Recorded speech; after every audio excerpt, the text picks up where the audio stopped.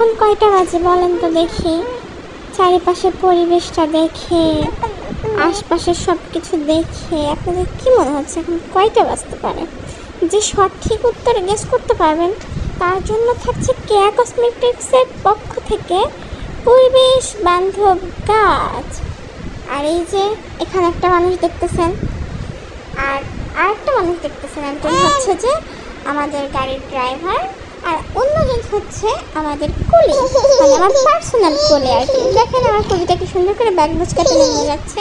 আর আমি আশপাশটা আপনাদেরকে একটু দেখাই দিই যে এখানে আর কোনো মানুষ যদি দেখতে পান তাহলে আমাকে কমেন্টে জানান যে এখানে আর কোনো মানুষ আছে কিনা। উপরে ওই কোনায় সাদা শাড়ি পরা একটা কি যেন দাঁড়াই আছে, তাছাড়া কিন্তু আর কিছুই দেখা যাচ্ছে না। হা হা হা হা, মজা করলাম। আর যে ভিতরে এসে দেখি যে 3জন স্টুডেন্ট বসে আছে, আর ওই পাশে হচ্ছে যে 2-1জন আছে, তাছাড়া আপাতত এখন আর কেউই নেই। তারপরে ভালো লাগলো, যাক অন্তত পক্ষে মনুষ্যের দেখা তো পাইছি, এতটুকুতেই শান্তি। আর এই যে আমার চিরচেনা সব ব্যাগের সমাহার, আমার কুলিকে বললাম দাঁড়ানো, তার একটু স্টাইল করে ভিডিও করে দিই, একেবারে ফিল্মি স্টাইলে, হিরো স্টাইলে একটু দাঁড়ান। তারপরে খুবই চমলক্কর করে একটু তার ভিডিও করে দিলাম, যদি আমার ভিডিও দেখে খুবই সে হতাশ হয়েছে। আর এই যে স্টুডেন্টদের স্যার আসছে, সাদা পাঞ্জাবি পরা, ওটা হচ্ছে ওনাদের টিচার, মানে ওনাদের কনভারসেশন শুনে যতটুকু বুঝলাম আর কি। আর দেখেন কি একটা অবস্থা, সবাই মিলে বিড়ি টানে, ভার্সিটির একটা মজা। আর এই যে আমাদের ট্রেন চলে আসছে, তখন তো বুঝতে পারছিলেন ট্রেনের জন্য স্টেশনে ওয়েট করছিলাম। আর টাইমটা তো আপনাদেরকে দেখাই দিলাম কয়টা বাজে। আর এখন একটু তার ভয়েস শোনেন কি বলেন। তার আমি চা আনতে পাঠাইছি, সে বলে চা নাই। আমি বললাম আপনি আবার যান, সবাই খাচ্ছে, কোথা থেকে খাচ্ছে আমি জানি না, আমাকে চা এনে দেন। বেচারা আবার গেছে আমার জন্য চা নিয়ে আসতে। তারপরে গরম গরম চা।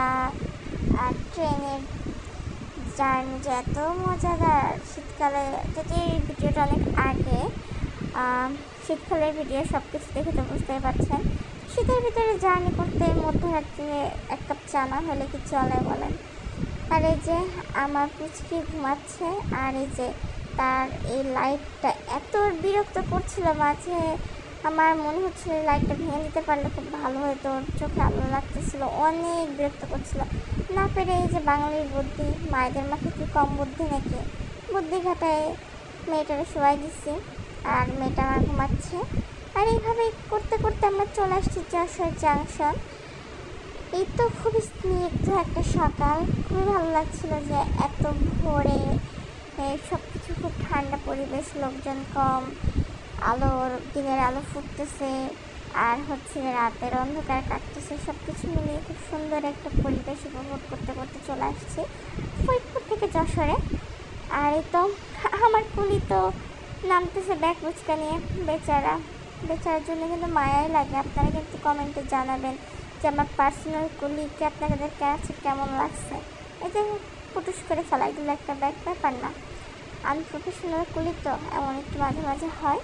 আর এই যে এখন আমরা বাসায় চলে যাব, আর বাসা তো আগে আপনাদেরকে দেখাই দিচ্ছে আমার ছোট্ট সংসার। এখন আমরা ছোট্ট সংসারে আমাদের ফ্যামিলির লোকজন সবাই উপস্থিত হব। সবাই ভালো থাকবেন, সুস্থ থাকবেন, দেখা হবে নেক্সট কোনো একটা ভিডিওতে। আল্লাহ হাফেজ।